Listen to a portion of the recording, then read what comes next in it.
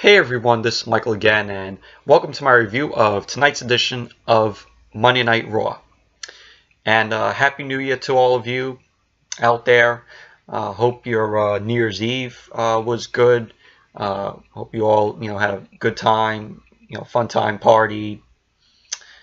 So, and this is the first Raw of the new year, and this Raw was from Miami tonight, Miami, Florida.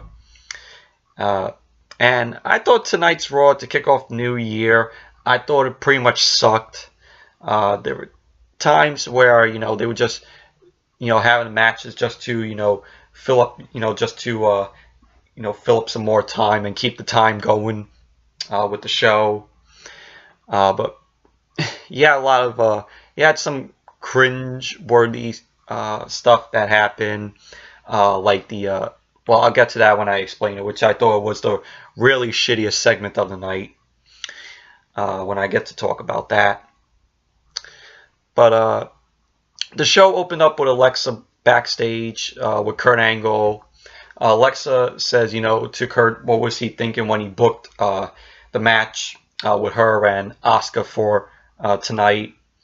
And pretty much, Alexa trying to get out of having this match with Asuka. And Kurt said, it was like a WrestleMania type match, a match that you would see at WrestleMania. But Alexa tells Kurt that he needs to rethink about, booking her in this match with Asuka. And Kurt says, if she has a problem with it, she could take it out on Asuka in the ring tonight. So pretty much that was basically the opening to Raw. And then Kurt Angle ends up coming out, going to the ring. He tells the crowd, Happy New Year, and he says he had a great 2017. He then goes on to announce that John Cena has entered himself into the Royal Rumble match, which Cena actually tweeted about that today. I think it was. I think he announced it today. And Kurt announces the details of the Women's Royal Rumble. He says that it will be the same as the regular Men's Royal Rumble, where it's going to be 30 women in this match. So they'll probably have special entries for the Women's Royal Rumble, like some of the old superstars, like maybe Lita, Trish Stratus. Maybe Beth Phoenix could return just for this Women's Royal Rumble match. And he says that whoever wins the match, just like the men's, they will get to have an opportunity at a title at WrestleMania. So, and then we have Cesaro and Sheamus come out, and they say to Kurt about how last week they were both robbed of the Raw Tag Team titles, losing it to Jason Jordan and Seth Rollins. And Cesaro says to Kurt that he gifted his son with the title, with the Tag Team title, and also Seth Rollins. Cesaro tells Kurt that that Kurt is favoritism both Jason Jordan and Seth Rollins. And they say they want a rematch for the Raw Tag Team titles. Kurt ends up telling them if they want a rematch, they will get it when he says so. So it's not going to be happening for a while with Cesaro and Sheamus. So, or maybe they'll end up waiting until the Royal Rumble. So, but Jason Jordan ends up coming out saying to both Cesaro and Sheamus that him and Seth earned those tag team titles. And Kurt then makes a match for Jason Jordan and Cesaro, which happens next. And Seth Rollins ends up coming out saying that Jason needs a lot to learn to be a team man, and he ends up telling Jason that he needs to stop being self-absorbed, and that he will be in his corner just to watch him, just to watch Jason Jordan lose. And then Cesaro then attacks Jason Jordan from behind, knocking him out of the ring. And pretty much that led to having the match Jason Jordan versus Cesaro, which was yeah, that's how it was. It was just very slow paced match. It was wrong in my opinion. I think it was wrong for them to have Jason Jordan kick off 2018. Like this. Him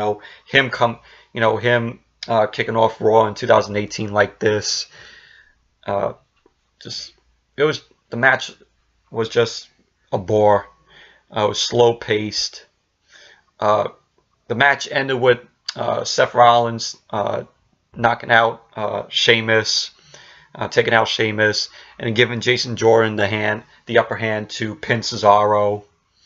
And so Jason Jordan ended up winning the match. But all in all, it was just a slow pace, boring match, in my opinion. Then after that we had Renee Young interviewing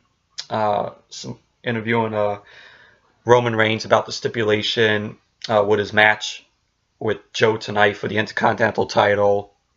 Roman says, Joe has ruined championship matches, and he also injured Dean Ambrose. He ends up calling Joe a punk, and that, it's going to get ugly out there tonight in their match. So it was that interview with Roman Reigns. And we had Bray Wyatt. After that, we had Bray Wyatt coming out. For his entrance. Then it went to commercial. When Raw came back from commercial, Sasha Banks ended up cutting a promo, saying, how she's gonna win the Women's Royal Rumble, and they did it for two others tonight. Aside from Sasha, we had Bayley do one, and then we had Absolution do one. So, but after the Sasha Banks promo, it was Bray Wyatt versus Apollo Crews, which was meh. Wasn't that good. It was just Bray Wyatt, putting Apollo Crews there to make Bray Wyatt look more stronger, and make him a lot stronger for him to have his match with Matt Hardy. And Bray Wyatt ended up getting the win with the Sister Abigail to Apollo Crews to score the win. And then after the match, you had the best promo of the night, in my opinion, with Matt Hardy. He cuts a promo about Bray Wyatt, saying that he transformed Bray Wyatt's Fireflies to his Woken Warriors last week, and that once he gets rid of Sister Abigail, he will delete Bray. And then it shows Hardy laughing, the wah, and then it just shows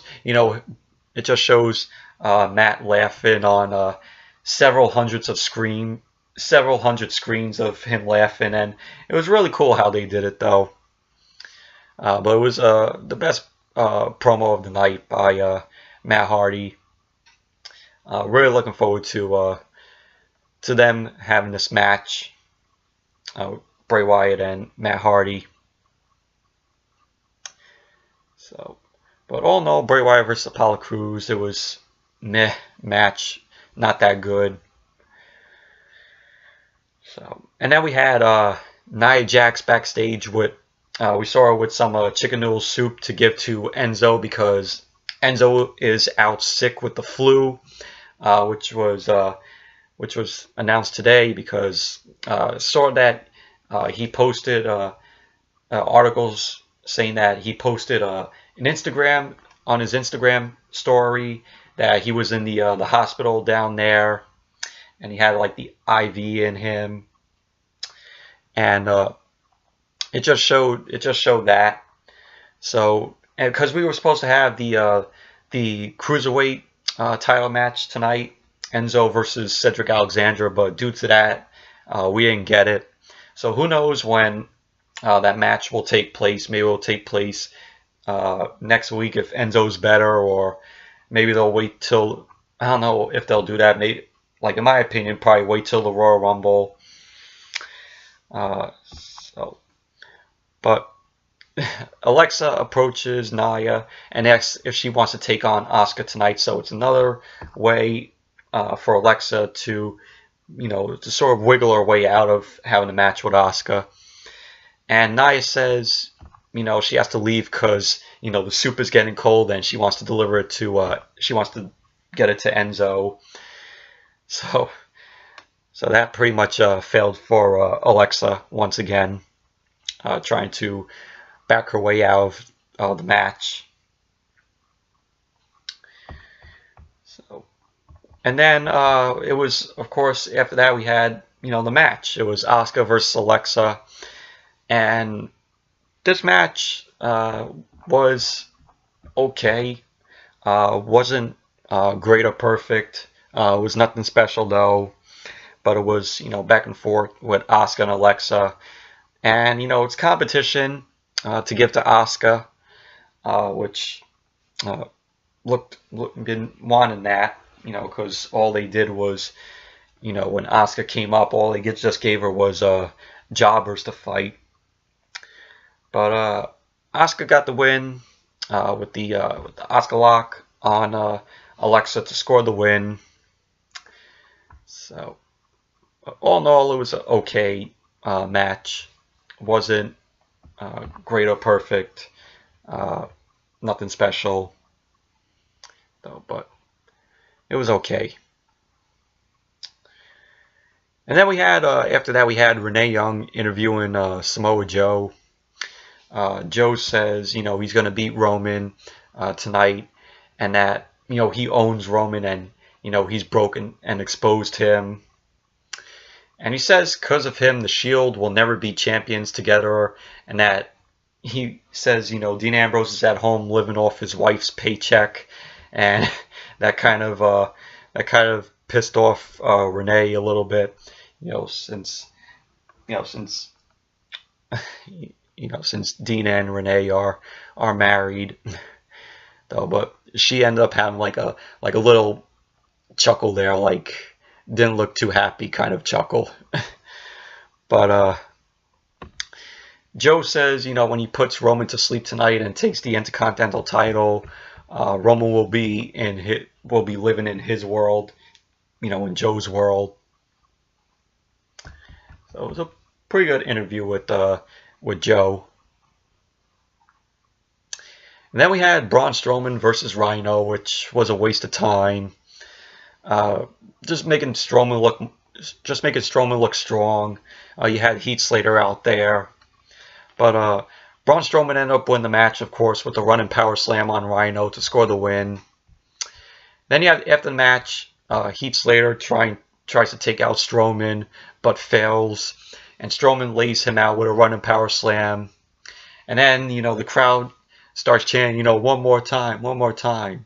And so it was just Strowman giving running power slams to both Rhyno and Heath Slater. So, but the match was a waste of time. It was just making Strowman look, strong. And then we had, after that, we had Seth Rollins and Roman Reigns in the locker room. Roman says to Seth, he's going to take out Joe, and that Joe is nothing but a fool. Jason Jordan walks in and says he promises to take out Cesaro and Sheamus if they interfere tonight. And he gives Roman a believe that, kind of saying, that Roman does. So it was just that little locker room segment. Sorry about that, but after that we saw Braun Strowman walking backstage. He sees Kane. Kane says, he wants to talk about Lesnar, and he ends up telling Braun that, they could contain Lesnar, and he has a plan, and it's to them on, both of them being on the same page. And Strowman says he doesn't need a plan, and that he's going to take down Lesnar on his own terms. And so Strowman ends up walking off. So it's just that backstage segment with the both of them. Then after that, Finn Balor We see Finn Balor and Kurt Angle. Finn Balor tells Kurt that he hasn't been given a rematch for the Universal title since he lost it, since he had to relinquish it due to his injury from Seth Rollins when Seth Rollins injured him at SummerSlam. I think it was 2016. And Balor announces that he's entering himself in the Royal Rumble match. And Kurt asks Finn if he found some partners for the 6-man tag match that he's going to be having with Elias and Bo Dallas and Curtis Axel. And it's revealed that his partners that he chose were Gallows and Anderson. And so that's pretty cool. That's pretty good booking. With having former members of the Bullet Club there. So it was pretty cool to see. So I'm happy about that. That was pretty good booking. How they put Balor with Gallows and Anderson. I mean, because all three of these guys, they needed something better. They've been giving Finn, jobber matches. Finn deserves better. Gallows and Anderson, all they last did was advertise, holiday items for WWE shop. So, and Gallows and Anderson haven't been in the ring since maybe about like a month, two months, since November probably. I don't remember. So, but yeah. So when we get on to Roman Reigns versus Samoa Joe for the Intercontinental title, if Roman got himself disqualified, he would lose the Intercontinental title. And this match, I'd say it was pretty much the best match of the night, in my opinion. It was back and forth between Roman and Joe. Made it look like Joe was going to win the title, win the Intercontinental title tonight, which he should have. Roman Reigns ended up getting the win with the spear to Joe. There was a point in the match where Joe pushed Roman into the ref, and the ref was looked like he was trying to disqualify Roman, but the ref ended up, having him continue on with the match. But Roman Reigns, like I said, won the match. Still retains the Intercontinental title with the spear to Joe. But it would have been the perfect opportunity for Joe to win it, for Joe to win the title. But all in all, it was the best match of the night, in my opinion. It was enjoyable, but they should have made Joe win the title, win the Intercontinental title. So, and then we had after that we had Paul Heyman approach Kurt Angle. Paul says to Kurt that if Braun and Kane gang up on Lesnar, Lesnar will be proactive and not reactive. And he goes on to say that 2018, this year, will be the year of the Beast. So, pretty much it was basically that. It's just that little segment with Paul Heyman. Then we had Drew Gulak and Ariya Daivari in the ring. Gulak says he's here to give a message to the crowd from Enzo. And then he goes on, reading the Enzo thing that, that Enzo always says, the saying that he says, my name is Enzo Amore, and I am a certified GM, blah, blah, blah, like that, which he read it pretty terrible. But he says, he reads from the message that Enzo says, because of him having the flu, he won't be defending the Cruiserweight title tonight against Cedric Alexander. And he would have wiped the floor with Cedric. Cedric Alexander comes out and says he expected a Cruiserweight title match tonight, and he came out for competition. So he asks who will be stepping up to, to him to have a match tonight, either Drew Gulak or Ariya Daivari. Gulak and Daivari tell Cedric that they want a tag team match, and that Cedric doesn't know anybody to tag with him. Goldust ends up coming out, saying that he don't got friends, and that Gulak and Daivari are lower than he is. And Goldust asks Cedric if they want to be friends, and then they end up having the match. And so I'm like, oh god, they're gonna be are they gonna put Goldust with the cruiserweight division now? If they are, then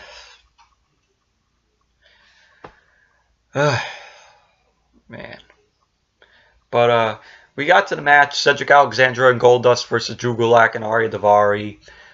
This match was okay. Wasn't absolutely perfect by any means, though. But Goldust was entertaining during this match, where he took out Gulak and Daivari, leapt from the top and took them out. And it led to Cedric Alexander and Goldust win the match, with Cedric hitting the lumbar check on Gulak to score the win. So, but match was okay. Wasn't perfect or great, but it was entertaining for Cedric and Goldust. But hopefully they do the Cedric versus Enzo match for the Cruiserweight title soon, when Enzo gets well. Maybe they'll have it next week on Raw, or wait till the Rumble. But I don't know what they're probably going to do with that now. And then we have the shittiest segment of the night. This was just pure torture to watch. We have, lo and behold, Elias out there, and he's talking about Cena, with their match last week, which was a god-awful match from last week on the Christmas edition. And he's out there talking about Cena, and then we see Bo Dallas and Curtis Axel with him. And they're just Curtis is singing "Old Lang Syne," the song that everybody sings every New Year's Eve when midnight happens, and it was just fucking terrible. It was a shitty segment, but good thing Gallows and Anderson ended up coming out and ending that shitty segment. So then we got on to the match, which was Gallows and Anderson and Finn Balor versus Curtis Axel, Bo Dallas, and Elias. This was a 6-man tag team match. And this was a pretty okay match. It was back and forth between them. It was just Gallows, Anderson, and Finn, coming up on the win. And Gallows and Anderson and Finn won the match with Gallows and Anderson hitting the Magic Killer on Bo Dallas. And then Finn Balor comes in, hitting the coup de grace on Bo Dallas to score the win for them. So, but match was okay. And then it was after that the main event. Brock Lesnar and Paul Heyman come out. Heyman says, why does Lesnar have to have challengers? He's referring to Kane and Strowman. And he says that if Strowman beats Kane, Lesnar will lose the Universal title. And if Kane beats Strowman, Lesnar loses the title. I'm like, no duh. And he's like, and it's not. He goes on to say that it's not going to happen at the Rumble, and Lesnar will come out victorious. And he says that if they line up both Strowman and Kane, Lesnar would beat both of them. And he says Heyman says Lesnar fears no challenge. which ends up bringing out Kane. Kane comes out, choke slams Lesnar. Lesnar ends up sitting up just like Kane, you know, like Kane and Undertaker. Sorry about that, but I was saying Lesnar sits up like Kane and, you know, Taker. You know, Kane left the ring, and that led to Lesnar, you know, sitting up just like, you know, Kane and Undertaker.